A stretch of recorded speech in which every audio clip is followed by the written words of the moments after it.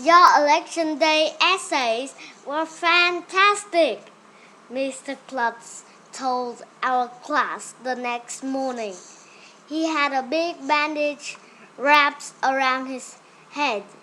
I'm guessing he must have either crashed his skateboard again or found another flap hole to fall off.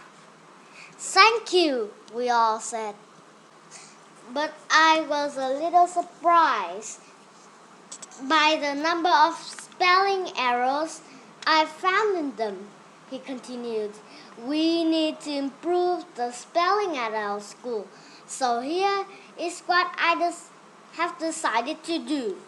If you students can write out a list of 100,000 spelling words by Thanksgiving, I will dress up in a turkey costume and ride the polo stick down Main Street. Yay! Everybody hollered. How about 1,000 spelling words? Shouted Ryan. 100,000 spelling words, Mr. Klutz repeated. That's my final offer. Take it or leave it. And every word must be spelled correctly. Have a nice day. During lunch, I was sure that Andrea was going to start her list of spelling words just to show how smart she was. But she didn't. She just kind of sat there, picking her food quietly.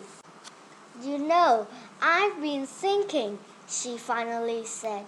I'm beginning to wonder if something might be wrong with Mr. Klutz. Like what? Emily asked. Maybe he has some kind of personal problem.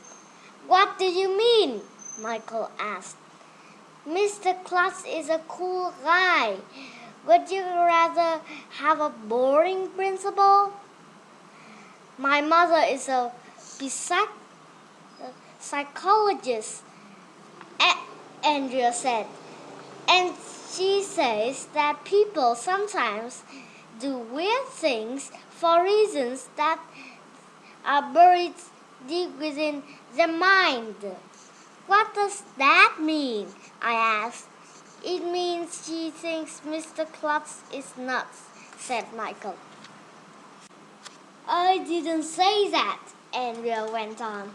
All I'm saying is that maybe he didn't want to climb up the flagpole. Maybe he doesn't want to put on a turkey costume. Maybe he just wants people to like him. And the only way he knows to show that is to do nutty things. Maybe he's a sad, unhappy man. Maybe all he wants is a hug or something. That's the saddest story I ever heard, Emily said. Then she started sobbing. Me, Ryan, and Michael looked at one another. We all rolled our eyes up in our heads.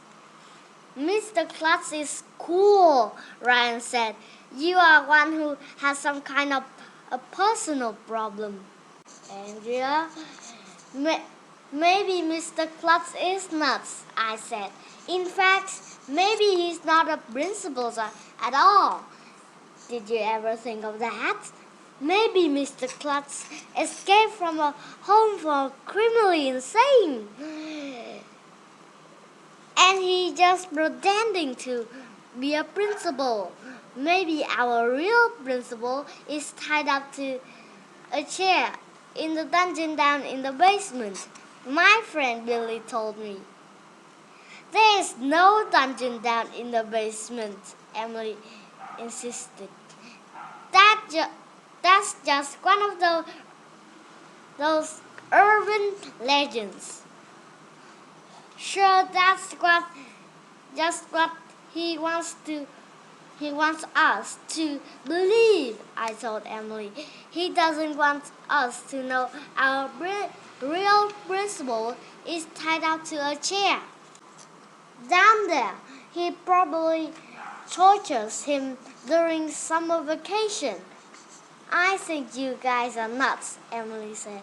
I worried about Mr. Klutz, Andrea said, biting her fingernails.